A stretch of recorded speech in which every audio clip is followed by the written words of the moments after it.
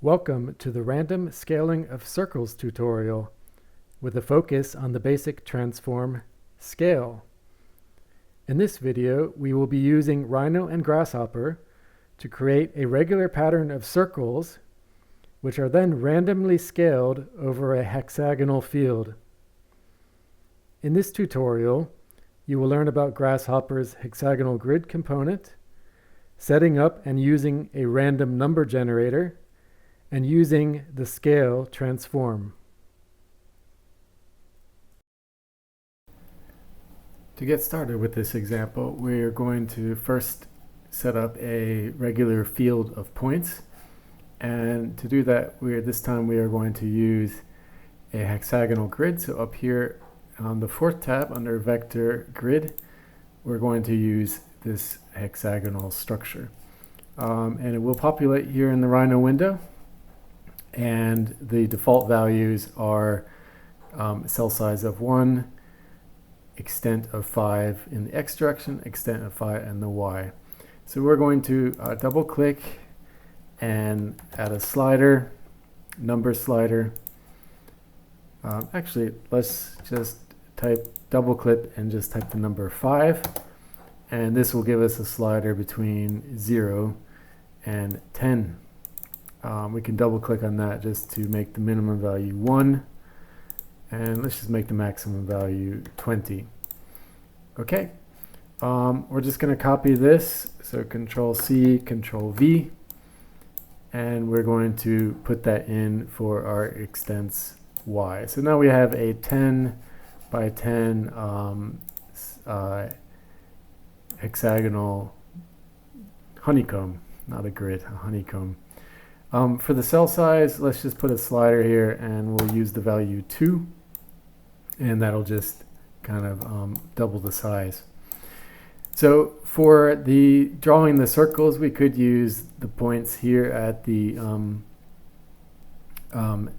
centers. Also, we could also use an area component, and this will give us the points, or we could just use those points. So it's the same thing. So it's a bit different than the square grid where the point output is actually the corners of the squares. This one, the output is the centers of the hexagons, and so we could just use that. I'm going to turn off the hexagons right now, and then we are ready now for the second step. So the second step is just going to be drawing some simple circles, and there is a circle component.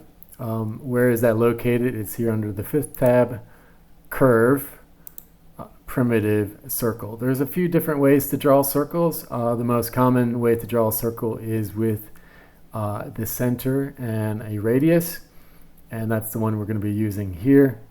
You can try out some of the other circles, and we'll use some of the other circles on some other definitions. So circle has two inputs, quite simple, the base plane and a radius. You can see here it actually has drawn a circle in Rhino at 0, 0, but we're going to use our points, and we're just going to drop those in, and then we're going to put a simple slider so we can control the radius, the starting radius. And I'm just going to type in 1.2, and that will give me a slider which can go up to different values. So it looks like, let's just put a cap on this of about 4, and we'll make a minimum value of 0.2 just to kind of set some extent so we don't get some really small things. It does kind of start to introduce some interesting patterns as you just change those circle sizes. But we're going to start with this, and then we're going to randomly scale the circles up and down in the next step.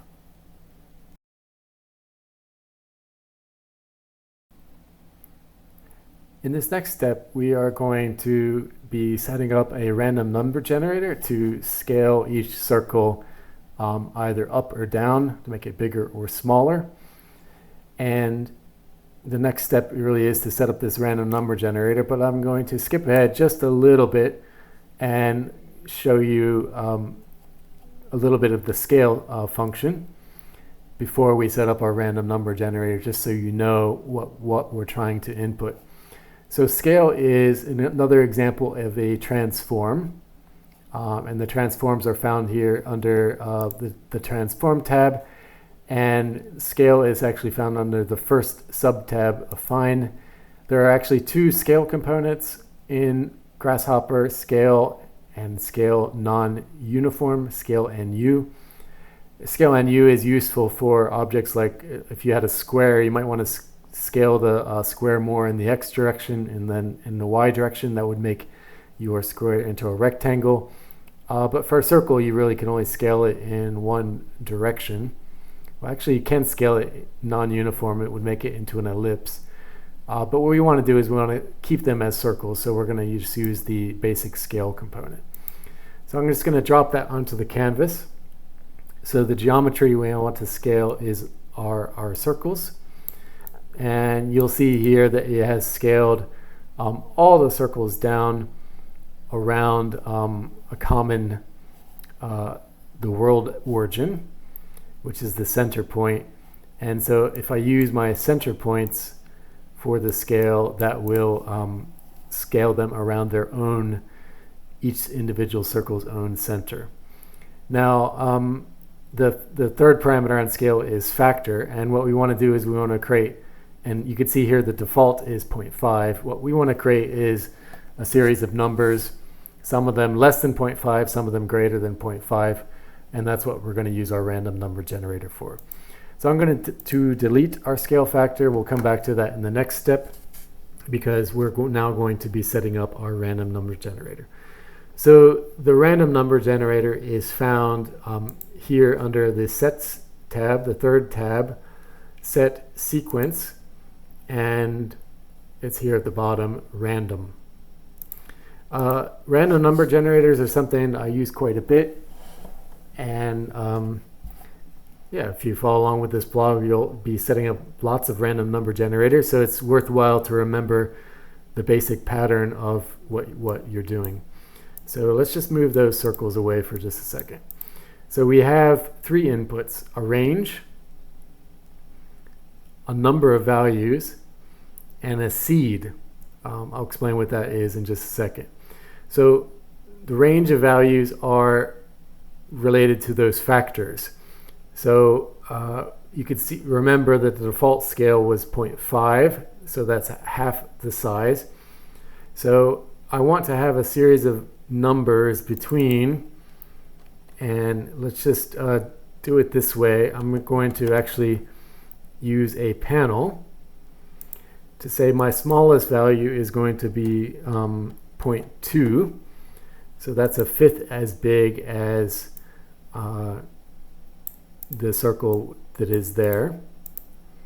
And I'm going to copy that panel, Control C, Control V, and my biggest circles I'm actually going to make at 2.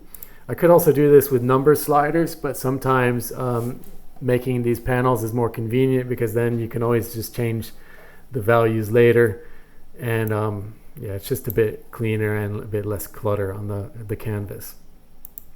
So our range of values, you can see here, if we hover our mouse over it, it's requesting a domain of random numeric ranges. Sometimes if you hover your mouse over an input, it'll give you a clue as to what you're supposed to do.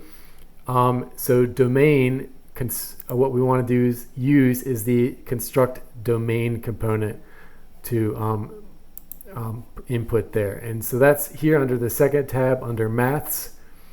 And then the first subtab is the domain subtab. There's a number of ways to construct domains. We're just going to create a very basic numeric domain from two number extremes.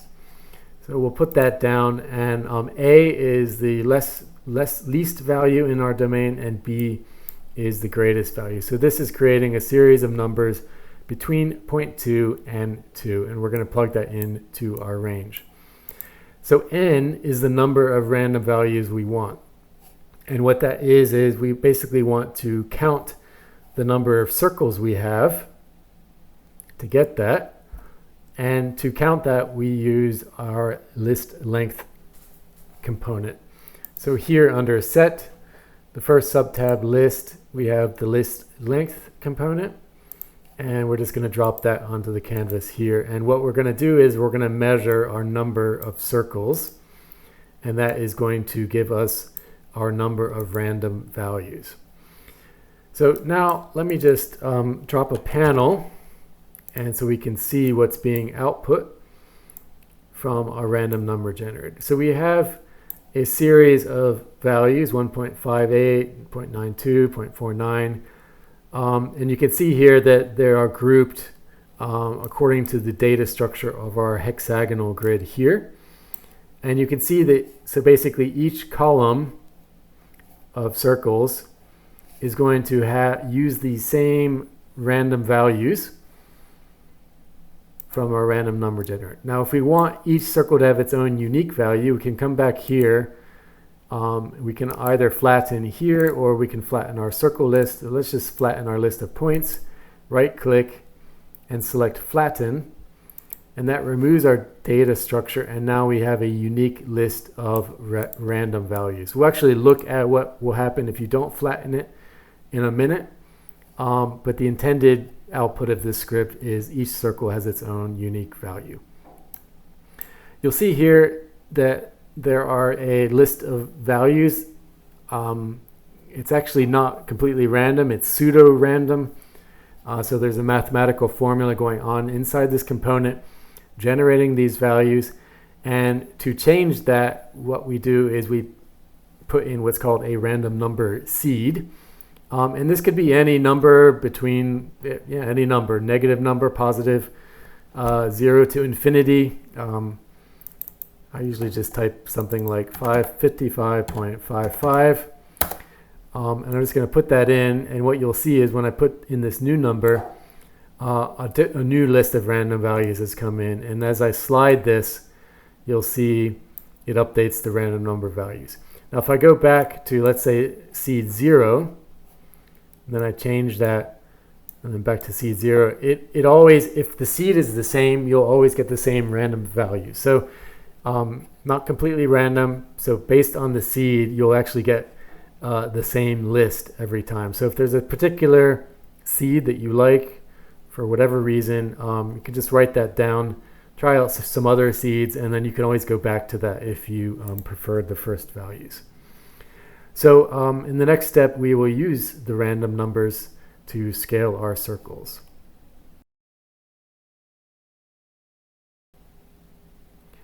So we have our list of random values now, and we're ready to bring back the scale component. I'm just going to keep that on, just put this to the side, keep that on for now, just because I will come back to it.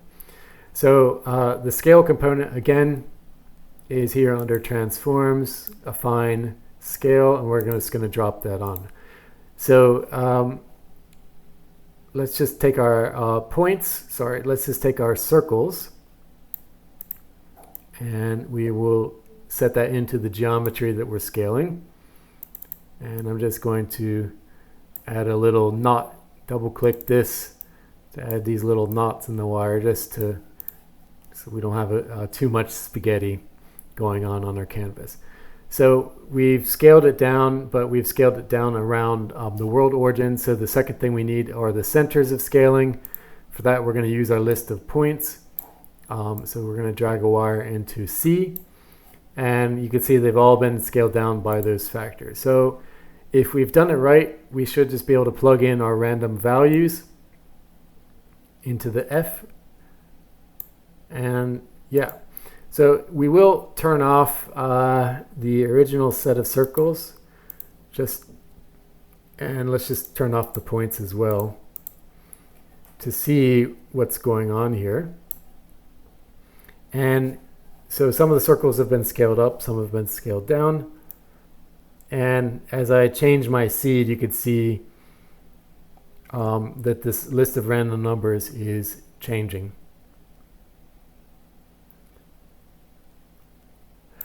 Now, maybe now I want to fine tune these numbers. So the value of 2 is a bit extreme. So let's just try 1.5 for our maximum scale. Let's say I don't want any bubbles overlapping. Let's try 1.3. So 1.3 will make it so I don't have any of these bubbles overlapping.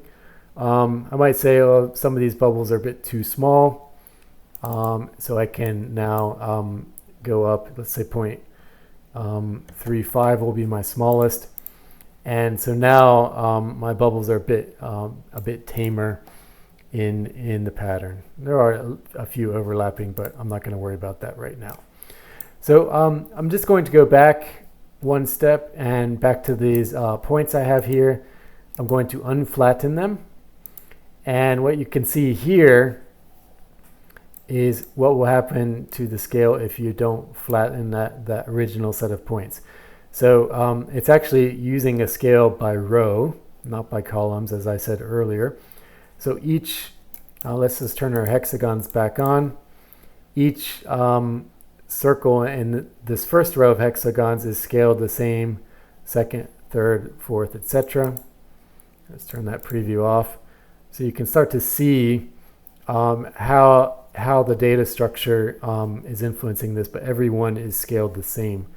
So let's go back to a flattened data structure, and we are now ready to move on to our final step. So we now have our circles. They're being scaled up and down randomly. And just to bring this to a conclusion, we're going to just add a color to this. Simple method, just come here under Surfaces, Freeform, Boundary Surface, drop that on the canvas, and then take your geometry and plug that in, and you will get the color.